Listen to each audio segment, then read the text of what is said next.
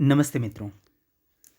नासदीय सूक्त ये सच में बहुत रहस्यमय सूक्त है और ये इतना रहस्यपूर्ण है कि इस पर अलग अलग आचार्यों के अलग अलग मत हैं और सभी आचार्य कोई इसे अद्वैत का परिपोषक मानता है और कोई इसको अद्वैत से पृथक सत्व के रूप में स्वीकारता है और कोई इससे अन्यत इसके विषय में सोचता है। कोई इसे हिरण्यगर्भ से पूर्व की स्थिति को व्यक्त करने वाला मानता है और कोई इसे अद्वैत तत्व की प्रतिष्ठा का आधार मानते हुए शंकराचार्य का उत्प्रेरक मानता है। जो भी है, पर हाँ, ये निश्चित ही दार्शनिक चिंतन धारा का मौलिक परिचायक है। बहुत व्यापक है, बहुत कुछ है नासदीय सूक्त। तो हम लोग सीधे विषय पर आते हैं। नासदीय सूक्त ऋग्वेद के 10वें मंडल का 129वां सूक्त है। यह सूक्त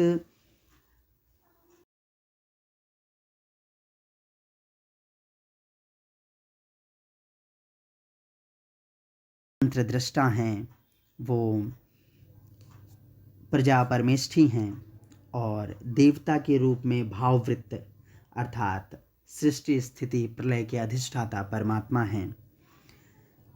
यहाँ त्रिष्टुप छंद का प्रयोग है और इसी के साथ हम सीधे विषय पर आते हैं। मंत्र के साथ आगे बढ़ते हैं। नासदासीन्नो सदासीत् तदानीं नासीद्रजो नो व्योमा परो यत् किमावरीवः कुहकस्य शर्मन् नम्भः किमासीत् गहनं गंभीरम्। स्पष्ट है। तदानीं न असत आसीत नो सत आसीत, यही वो मंत्र है जहाँ से वो कहते हैं कि अज्ञान की स्वरूपता सदा सदा है ना, सद असद उभयात्मक की स्थिति भी नहीं है, उभयात्मिकानो है ना। तो यहाँ से तदानीम न असत आसीत नो सत आसीत न रजः आसीत नो व्योम आसीत यतः परः किम आवरीवः। आवरीवः आवृत्त किया हुआ था किसके द्वारा? कुह कस्य शर्मन किम गहनम गंभीरम अभः आसीत, तो अम्भः आसीत। तो इसी को कहता है कि अब ये देखो, तदानीम न असत आसीत, सृष्टि से पूर्व प्रलय दशा जब है तो न तो नाम रूपादि रहित अवस्था थी और न नाम रूपात्मक अवस्था थी, है ना। सत और असत को नाम रूपादि रहित अवस्था और नाम रूपात्मक अवस्था के रूप में समझना चाहिए। तो असत क्या है? तो नाम रूपादि रहित अवस्था। सत क्या है? तो नाम रूपात्मक अवस्था। तो ये दोनों ही नहीं था। अच्छा, तदानीम न असत आसीत नो सत आसीत न रजः आसीत नो,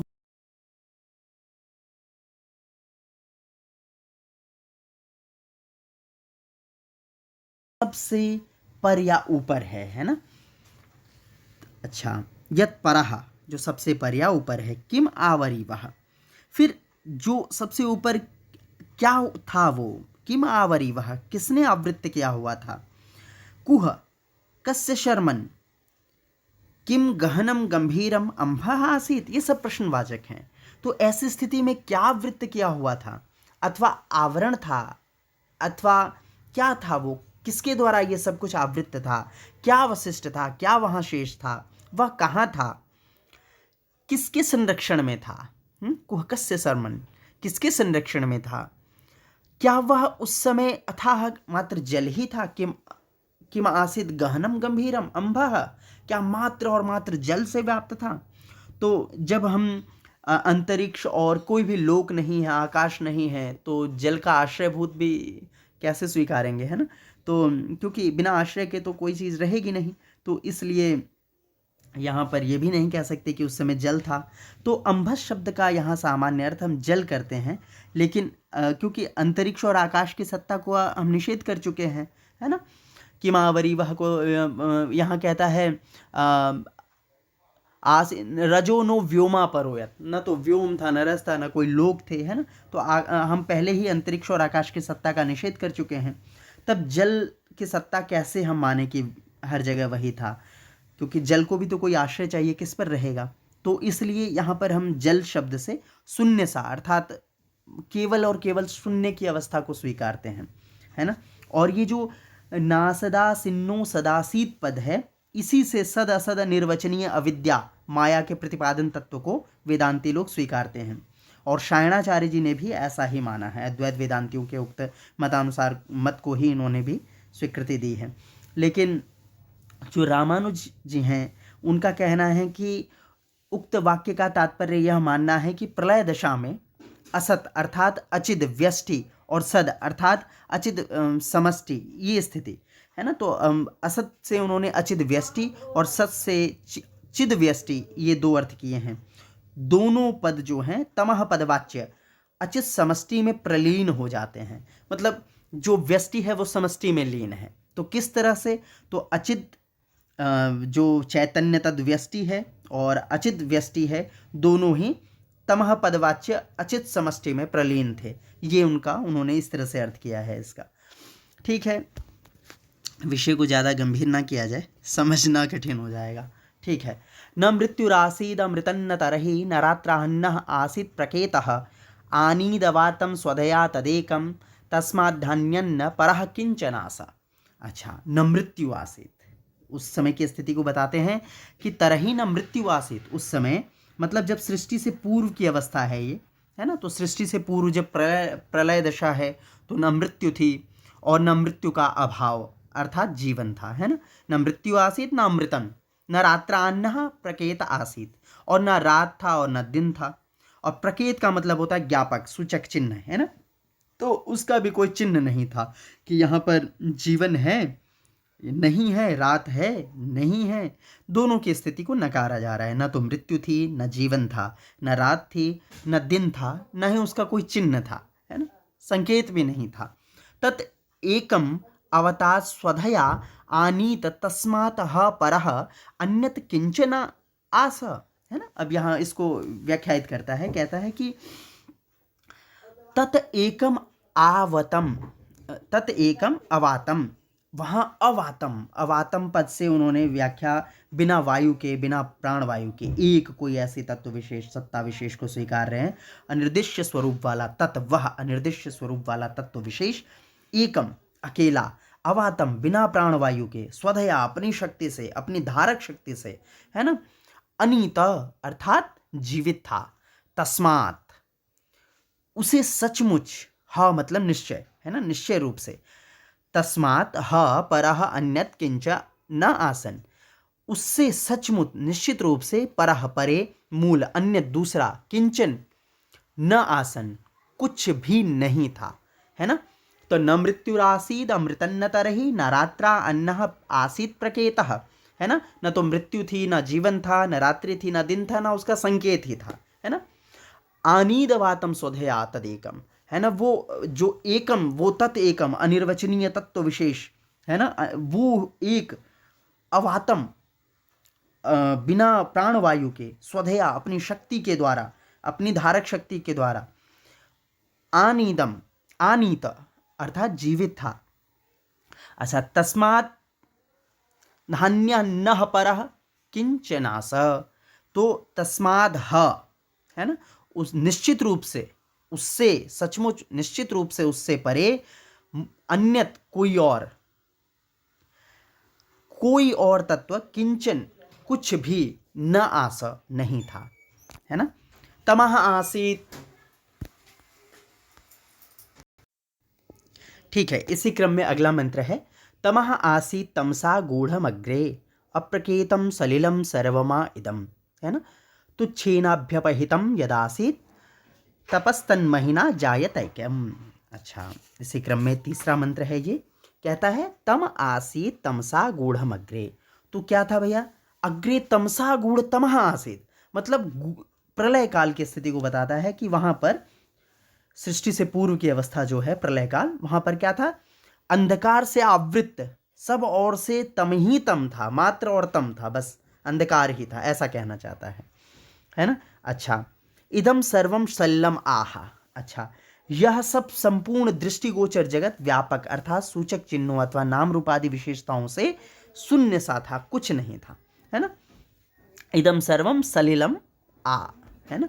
तो सलिल से आप जल अर्थ करते हैं या शून्य अर्थ ज़्यादा सटीक है, तो तो मात्र शून्य था वहाँ पर, अप्रकेतम, है ना, ज्ञापक चिन्हों अथवा नाम रूप आदि विशेषताओं से रहित, है ना, अप्रकेतम। सलिलम, शून्य सा, आ मतलब था, है ना, तम आसी तमसा गूढ़मग्रे, शैलम सर्वा इदम, ठीक है। अच्छा, उसके बाद कहता है यत् तुच्छेन आभू अपहितम आसीत, अर्थात जो प्रलय काल में शून्यवत अति सूक्ष्म तमस से पूर्णतः अथवा व्यापक रूप से आवृत्त था, अर्थात उक्त रूप तमस के रूप में ही था, मतलब मात्र और मात्र तमस था, है ना, अपहितम आसीत, है ना, उसी जो शून्यवत यत् तुच्छेन, अर्थात जो शून्यवत अति सूक्ष्म आभू सभी ओर से व्यापक रूप से पूर्णतः अपहितम आवृत्त था, ढका हुआ था।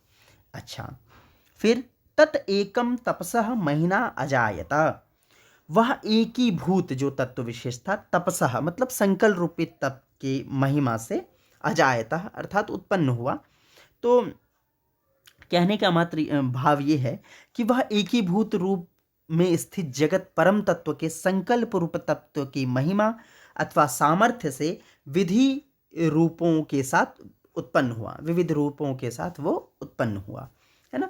तो मतलब उसकी संकल्प की सृष्टि, उसकी संकल्प की तप से, संकल्प की शक्ति से ये संपूर्ण सृष्टि हुई, वही इस संपूर्ण सृष्टि में व्याप्त हो गया, ऐसा है। तो जैसा उपनिषदों में भी प्राप्त होता है ना, सदैव सौम्येदमग्र आसीत एकमेवा द्वितीयम तदेक्षत, है ना, इस तरह से प्राप्त होता है। तो क्योंकि जो ढका हुआ था वह उद्भूत हो गया, इस रूप में प्रस्तुत मंत्र से सत्कार्यवाद की भी अभिव्यक्ति हुई, है ना। वो ढका हुआ था, है ना, अपहितम था वो, है ना, तत्शुभेन, और वही जो शून्यवत अति सूक्ष्म आभू सब और से व्यापक रूप से पूर्णतः पे ढका हुआ था, वही फिर क्या हुआ, अभिव्यक्त हो गया। तो यहाँ सत्कार्यवाद, है ना, सत्कार्यवाद क्या कहता है कि कारण रूप में विद्यमान है और वही कारण कार्य रूप में आपके सामने आ जाता है। तो वही जो ढका हुआ था वही सृष्टि रूप में व्याप्त हो गया। तो यहाँ से सांख्य वाले अपना पक्ष स्वीकारते हैं कि हाँ, यहाँ से हमारा वैदिक प्रमाण वो इसे मानते हैं कि हाँ देखो, यहाँ से ये भी कार्यकारण सिद्धांत को मानते हैं, इस मंत्र के रूप में वो सिद्ध करने का प्रयास करते हैं।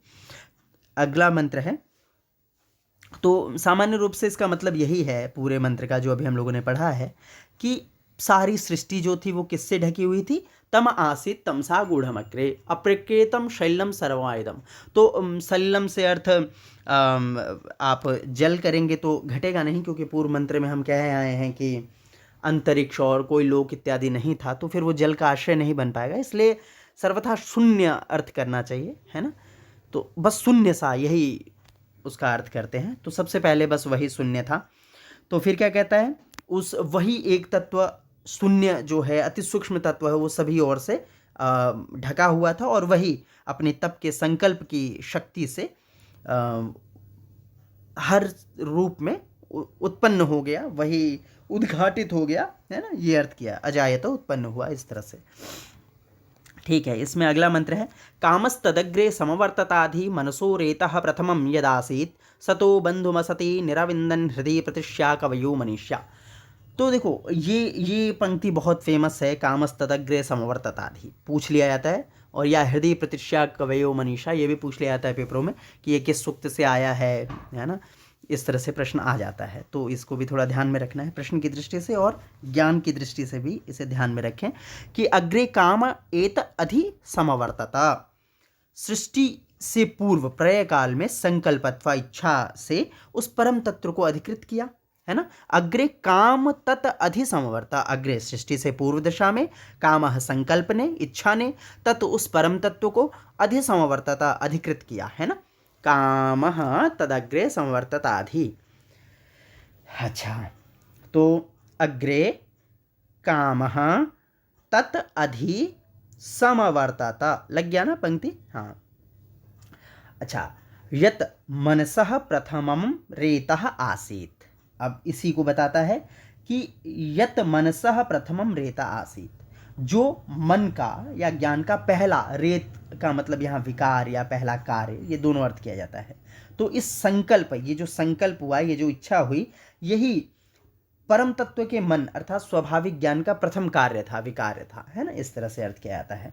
अच्छा, फिर इसके आगे के पद को कहते हैं कवयः मनीषा हृदय प्रतिष्या असति सतो बंधुम निरविंदन।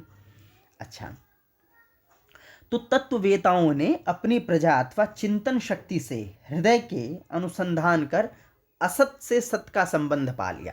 अर्थात असत से सत्य का संबंध का मतलब हम लोग पहले भी पढ़ चुके हैं। असत का मतलब यहाँ पर नाम रूपादि विहीन करते हैं, से नाम रूपादि युक्त का संबंध पा लिया। अर्थात यह जान लिया कि परतत्व जो परम तत्व है के संकल्प से नाम रूपादि विहीन से नाम रूप युक्त का उद्भव हुआ। तो जो बौद्धों का सिद्धांत है, वो लोग कहते हैं कि भाई मतलब असतः सत संजायते, ये उनका सिद्धांत है। तो उनके हिसाब से उनके लिए यहाँ से एक क्लू मिलता है। वो कहते हैं देखो, जैसे आपके यहाँ नाम रूपादि विहीन से नाम रूपादि युक्त की उत्पत्ति हो रही है ना, वहाँ संकल्प से उत्पन्न हो रहा है क्योंकि वहाँ नाम रूपादि कुछ नहीं है। तो इस तरह से वो अपनी बात कहते हैं कि हाँ, यहाँ से हमारा मूलभूत सिद्धांत मिल जाता है। तो वो इस तरह से मानते हैं कि असतः सत संजायते, है ना, उनका मत है ये। अच्छा, अग्रिम मंत्र है। तो मंत्र का सामान्य अर्थ तो लग ही गया है ना। एक बार एक पंक्ति अर्थ समझ लीजिए कि सबसे पहले क्या हुआ, अग्रे कामः तत् अधि समवर्तत। काम ने सबसे पहले क्या किया, उस परम तत्व को अधिकृत किया। तो वो जो पहला जो उनके अंदर भाव बना, इच्छा हुई पर तत्व की, तो वो स्वाभाविक मन की स्वाभाविक ज्ञान का प्रथम कार्य था, विकार था, है ना, रेतः था। अच्छा, इससे जो तत्ववेता थे उन्होंने क्या जान लिया कि अपनी प्रजा अथवा चिंतन शक्ति से हृदय से अनुसंधान कर असत से सत का संबंध पा लिया। ऋषियों ने ऐसा जान लिया कि असत नाम रूपादि रहित से सत अर्थात नाम रूपादि युक्त का संबंध उन्होंने पा लिया। यह जान लिया कि परम तत्व से के संकल्प से नाम रूपादि विहीन से नाम रूप युक्त का उद्भव हुआ है। ठीक है, अगली इसी क्रम में अग्रिम मंत्र है।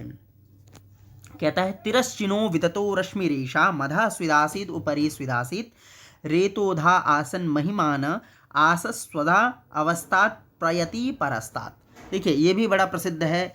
पूछा जाता है कि ये जो अधः स्विदासीत उपरि स्विदासीत, ये पंक्ति कहाँ की है, पेपरों में आ जाता है ये, तो इसको भी ध्यान में रखना है। तो ये पूर्णतः एक प्रकार से संदेह की स्थिति व्यक्त करता है, प्रश्न खड़ा करने की बात करता है यहाँ पर इस मंत्र में। तो कहता है कि एषां रश्मिः तिरश्चिनः वितता स्वित अधः आसीत् स्वित उपरि आसीत् रेतुधा आसन महिमान आसन स्वधावस्थात प्रयति परस्तात्। मतलब ये कि जो इसका एषाम, इसका मतलब इस परम तत्व का जो रश्मि है, सूत्र या जाल है ना, तो इसका सूत्र अथवा जाल तिरछा, तिरश्चिनः है ना, अथवा तिरश्चिनः मतलब तिरछा। अच्छा, तो एषां रश्मिः तिरश्चिनः, ठीक है, एषां रश्मिः तिरश्चिनः वितता, तो इसका सूत्र अथवा जाल तिरछा अथवा ताड़ा, आड़ा ताड़ा इधर उधर फैला हुआ है ना, सर्वत्र फैल गया है ना, वितता फैल गया। एषां रश्मि तिरश्चिना वितता सर्वत्र फैल गया। सुत अधः आसीत, क्या वह जाल नीचे था, है ना। सुत ऊपरी आसीत, क्या वह जाल ऊपर था, ठीक है, ऊपर भी था। अच्छा, रेतोधा आसन, इनमें से कुछ कामरूप रेतस अथवा विकार के धारक अर्थात चेतन थे। आहीन महिमानः आसन, और कुछ महान अथवा स्थूल अथवा भोग्य रूप अचेतन थे। तो ये सिर्फ एक परिपेक्ष दिखा रहा है इस मंत्र में कि वो जो जाल सर्वत्र फैल गया, वह जाल नीचे था, कुछ ऊपर भी था, उससे कुछ काम रूप चेतन विकार धारण करने वाले तत्व भी थे, है ना। कुछ कामरूप रेतस अथवा विकार के धारक अर्थात चेतन थे, है ना, कामरूप रेतस। हाँ, रेतोधा आसन महीना है ना, तो रेतोधा आसन कुछ उस कामरूप रेत या विकार को धारण करने वाले चेतन थे, और कुछ महान अथवा स्थूल अर्थात भोग्य रूप अचेतन थे, है ना। महिमान आसन, है ना, कुछ जड़ थे, ये कहने का भाव है। भोग्य अर्थात चेतन भी थे।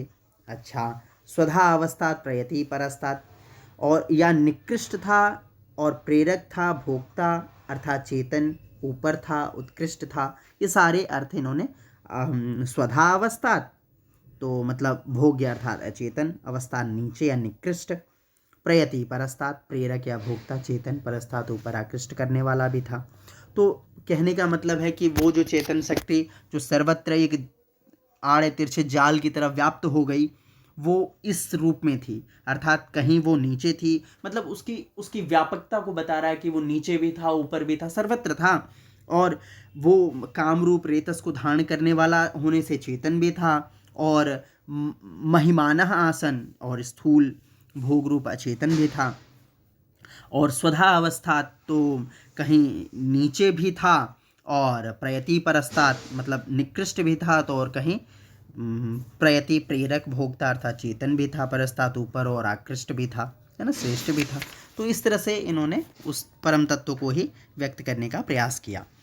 हाँ, यहाँ ये ध्यान रखने की ज़रूरत है कि जो हिरण्यगर्भ की स्थिति है उससे पूर्व की स्थिति को व्यक्त कर रहा है ये, क्योंकि हिरण्यगर्भ की स्थिति से पूर्व की स्थिति है ये, जहाँ कुछ भी नहीं था, है ना। तो कु अद्धावेत क इह प्रवोचत कुत आजाता कुत इयम विसृष्टि। अग्रिम मंत्र है को अद्धावेद। अद्धा का मतलब होता है यथार्थ रूप से, पूर्ण रूप से, है ना। को अद्धावेद, कौन इसे सचमुच जानता है ना। को अद्धावेद क इह प्रवोचत कुत आजाता कुत इयम विसृष्टि अर्वागदेवा अस्य विसर्जनेन ठाको वेद यत आबभूव। अच्छा, क अद्धावेद, कौन इसे सचमुच जानता है, इह प्रवोचत इयम विसृष्टि, और कौन बतावे कि ये सृष्टि कहाँ से आई, है ना। यह प्रवोचत इयम विसृष्टि कुतः कुत आ जाता, कहाँ से ये सब आया है। अच्छा, देवा अस्य विसर्जनेन अर्वाका, देवता जो हैं अस्य विसर्जनेन अर्वाका, अर्थात इसकी उत्पत्ति से पूर्व, तो मतलब जब ये सृष्टि हो गई है, सृष्टि सृष्टि सृष्टि हो जाने के बाद, हाँ, अर्थात कि को अद्धावेद यह को अद्धावेद क यह प्रवोचत कुत आ जाता कुत इयम विसृष्टि, अर्थात कौन जानता है कि यथार्थ रूप से कौन जानता है कि ये क्या है, कैसे सृष्टि है, कौन कौन यथार्थ रूप से जानता है, और कौन यहाँ इस जगत के बारे में बतावे कि ये विविध सृष्टि कहाँ से आई, कैसे उत्पन्न हुई, कौन इसका उपादान कारण है, कौन निमित्त कारण है, कौन इसका कर्ता है, क्या है ना। इस विषय में कौन कहे। जो देवताओं से उम्मीद कर रहे हैं, तो देव जो हैं, देवा अस्य विसर्जनेन अर्वाक, देव भी इस जगत की सृष्टि के बाद के हैं, है ना। फिर कौन जानता है कहाँ से, कौन इसकी उत्पत्ति करने वाला है ना। अथ कह वेद यत आबभूव, फिर कौन कह सकता है कि यह प्रत्यक्ष गोचर जगत कहाँ से उत्पन्न हुआ, कैसे उत्पन्न हुआ।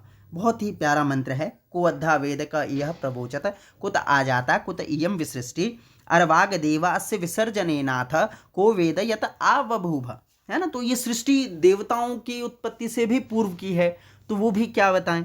अब अग्रिम जो मंत्र है वो अत्यंत इम्पॉर्टेंट कह सकते हैं, मतलब ज्ञान की दृष्टि से बहुत अर्थ रखता है, क्योंकि इसमें ही वो संकेत मिलता है जिससे ये समझ आता है कि ये हिरण्यगर्भ के भी पूर्व की अवस्था है, एक मतलब हिरण्यगर्भ से भी पूर्व देव विशेष परब्रह्म तत्व की बात हो रही है यहाँ, तो ऐसा लगता है।